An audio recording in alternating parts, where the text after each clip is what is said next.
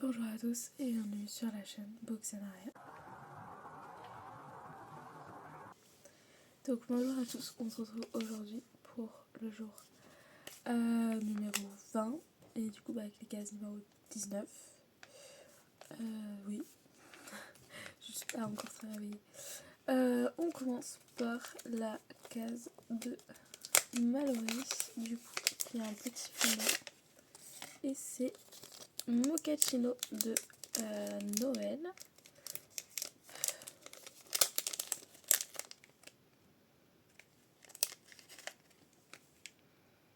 J'arrive pas trop à savoir qu'est-ce qui est en odeur au-dessus.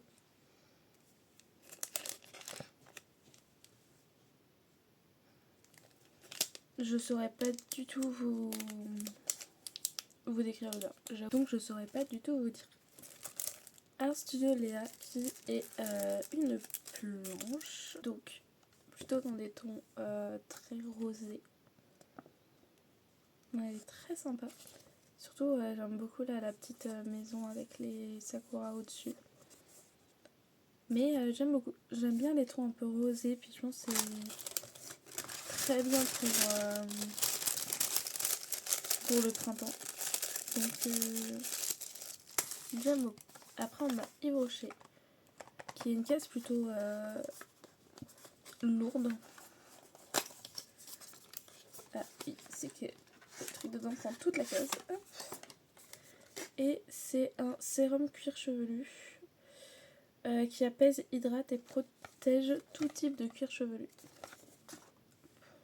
Voilà, c'est un très gros sérum ça par contre. Wow. Et bah à tester, à voir ce que ça ça donne. Voilà, ils disent que ça enlève les sensations d'inconfort qui sont apaisées, des cheveux brillants, souples et légers en immédiat. En 4 semaines, c'est hydraté et ça protège des agressions extérieures.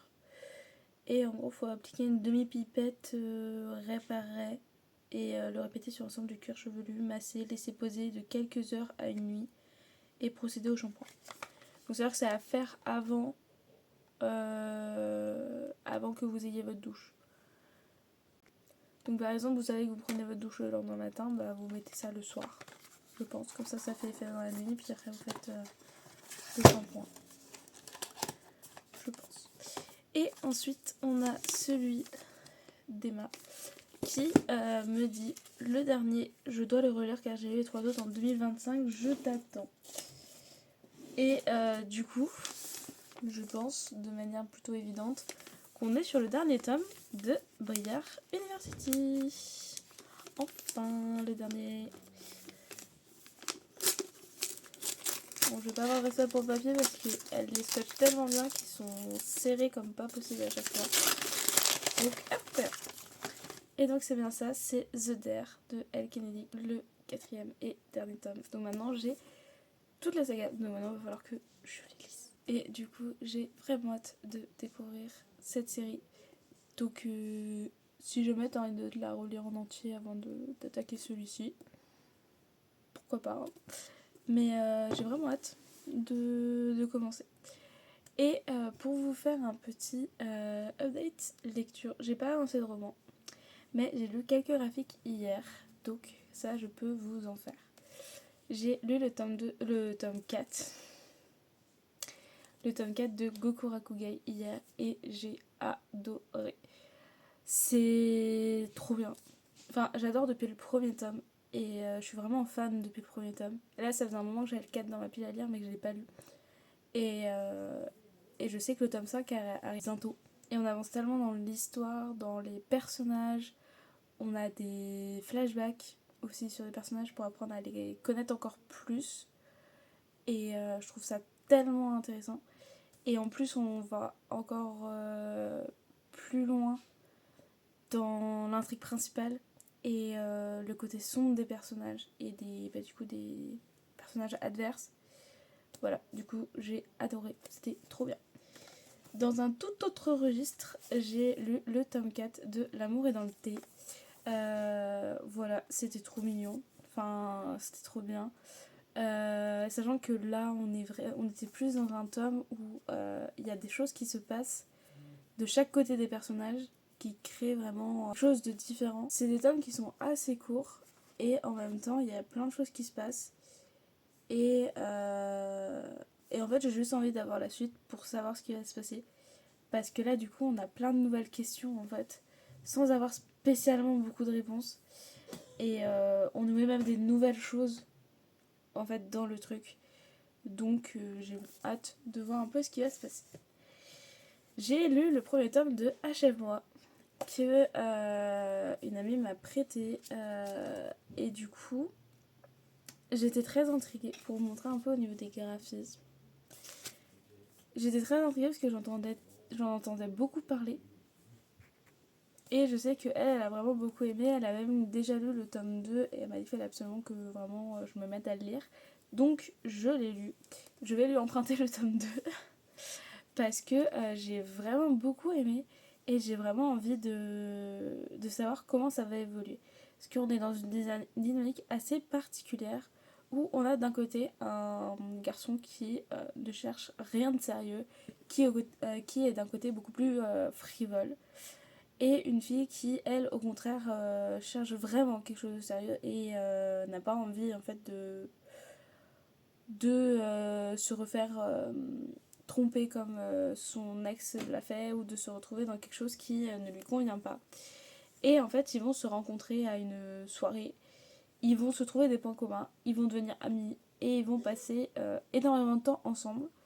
Sauf qu'elle, en fait, elle va développer très rapidement des sentiments pour lui, alors que lui est très clair sur le fait que il veut pas de relation. Il est pas fait pour ça, il en a pas envie, il veut pas. Et il y a quand même une petite dynamique un peu particulière entre les deux. Donc j'ai hâte de voir comment ça va évoluer dans la suite. Et j'ai lu le premier tome d'Oshinoko, enfin. Parce que je l'ai depuis sa sortie. J'avais acheté les 2 premiers tomes le jour de leur sortie.